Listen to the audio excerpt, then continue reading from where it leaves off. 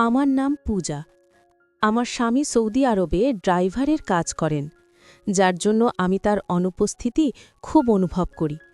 প্রতিদিন রাতে অনেক সময় আমি রোমান্টিক গল্প বা সিনেমা দেখি, যা আমার মধ্যে এক ধরনের আবেগ ও অনুভূতি জাগিয়ে তোলে। আমি সলমান খানের অনেক বড় ভক্ত ছিলাম, কিন্তু সেই অনুভূতিগুলো কিভাবে পূরণ করব তা বুঝে উঠতে পারি না। একদিন আমার ভাতিজার কথা মনে পড়ল, যে দেখতে বেশ সুদর্শন ও শক্তিশালী যুবক। তার বয়স ১৯ হলেও তাকে দেখতে ২৫ বছরের মতো লাগে, কারণ সে শরীরচর্চায় যথেষ্ট মনোযোগী। তখন মনে হল, যদি আমার স্বামী দূরে থাকে, তবে কেন না এই একাকিত্ব কিছু আনন্দ মুহূর্তে রূপান্তরিত করি, যেন আমার মনের আশা পূরণ হয়। আমার বিবাহ হয়েছে মাত্র ১ মাস আগে। আমার স্বামী সৌদি আরবে কাজের জন্য চলে গিয়েছে, যার জন্য তাকে সবসময় কাছে পাই না। তার এই দীর্ঘ অনুপস্থিতি আমার মনে এক ধরনের খালি অনুভূতি তৈরি করেছে।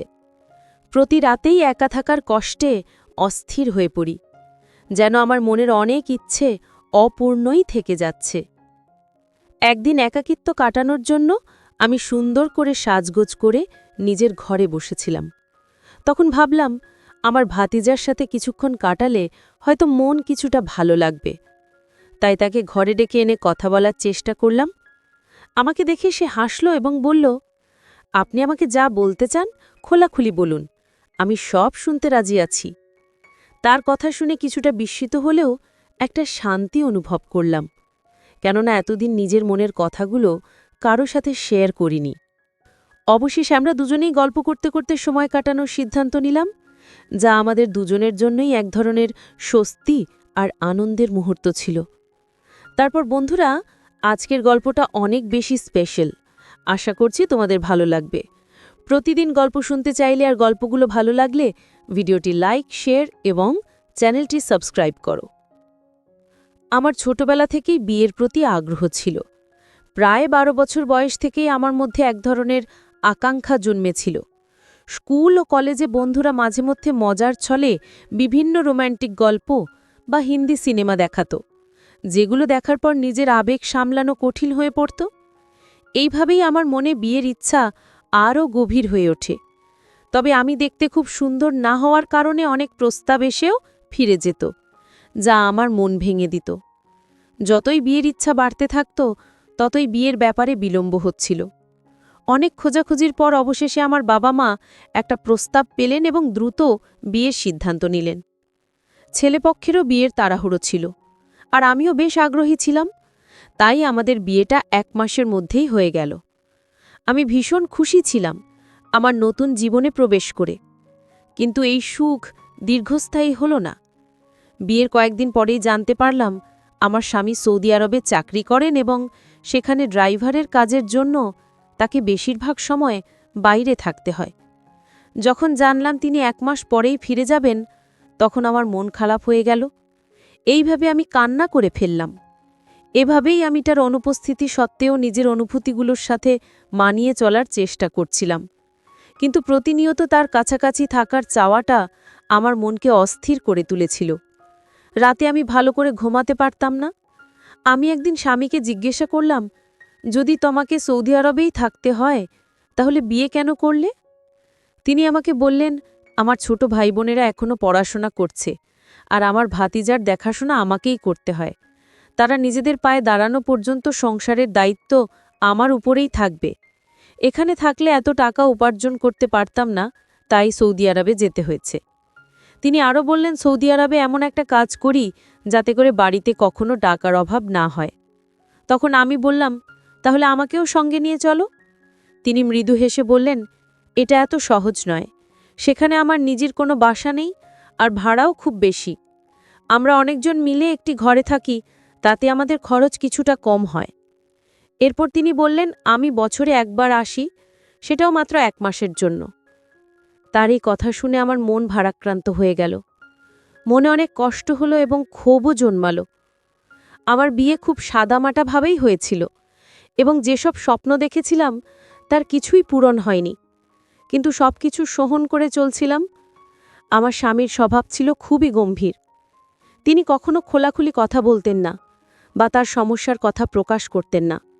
সবকিছু জেনেও আমি নিজেকে ধৈর্য ধরে সামলে নিয়েছিলাম। আমার স্বামীর বিয়ে করাটা মূলত পরিবারের ইচ্ছেতেই হয়েছিল, যেন তিনি পরিবারের কাজে সাহায্য করতে পারেন।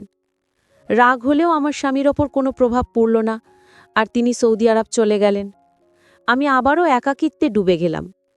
রাতের বেলা ঘুম আসত না, আর তার সাথে কাটানো মুহূর্তগুলো মনে পড়ত। সারাদিন কেটে যেত, কিন্তু তার সাথে কোনো যোগাযোগ হতো না। শুধু রাতে 15 মিনিটের জন্য ভিডিও কল করত, আর সেই সময়টাতেও পরিবারের খোঁজ খবর নিত। আমি তার সাথে মনের কথা বলতে চাইতাম, কিন্তু তার কাছে সময় থাকত না। আমার শাশুড়ি সামান্য কথাবার্তা বলতেন, বাকিটা সময় আমি ঘরের কাজে ব্যস্ত থাকতাম। তবে আমার ছোট ভাতিজা ছিল, যে মাঝে মধ্যে আমার সাথে কথা বলতো। আমার শাশুড়ি রাতের বেলা তাড়াতাড়ি ঘুমিয়ে পড়তেন, যার ফলে আমি আর আমার ভাতিজা ঘরে একা থাকতাম, আর আমার স্বামীর ছোট ভাই বোনেরা বাইরে পড়াশোনা করত। আমরা প্রায়ই রাতের খাবার একসাথে খেতাম। আমার ভাতিজা খুবই হাসি খুশি একটি ছেলে, যে সারা রাত তার বিশ্ববিদ্যালয়ের গল্প শোনাত।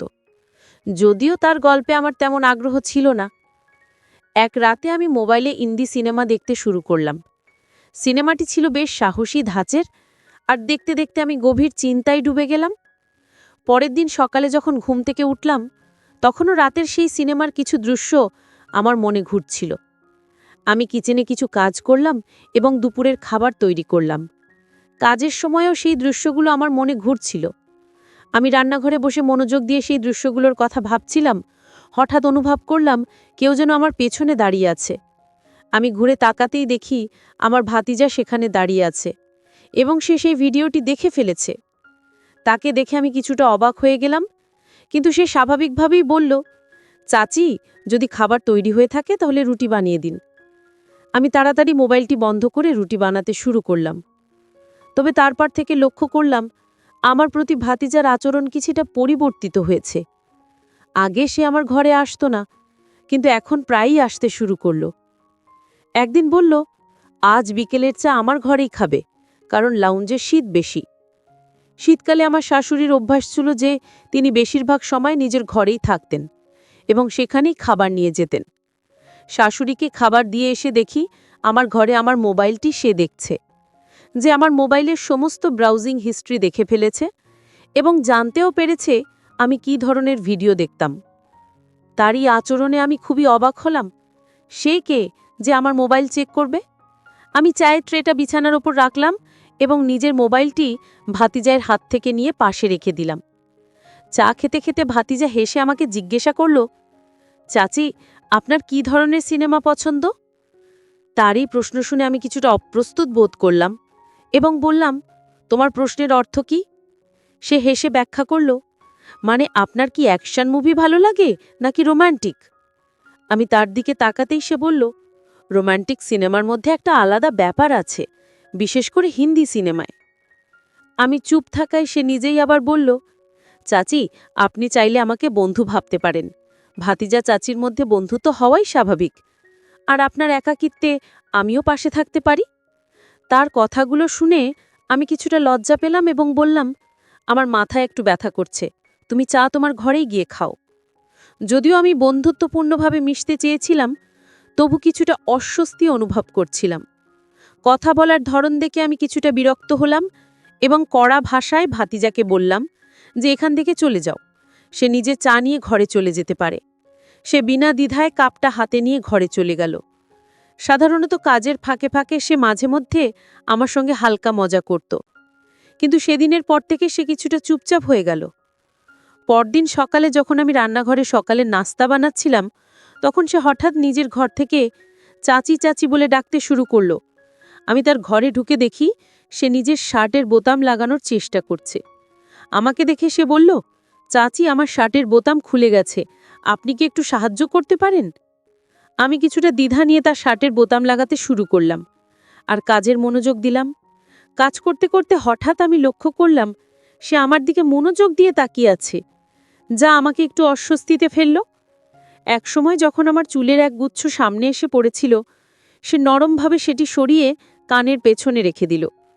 আমি একটু চমকে পিছিয়ে আসলাম, আর সে হেসে বলল, চাচি, শুধু চুলগুলো সরিয়ে দিলাম, আপনি এত ঘাবড়ে গেলেন কেন? আমি দ্রুত বোতাম লাগানো শেষ করে নিজ ঘরে চলে এলাম। আমার মনে কিছুটা অস্বস্তি হচ্ছিল, তবে আমি নিজেকে সামলে নিলাম।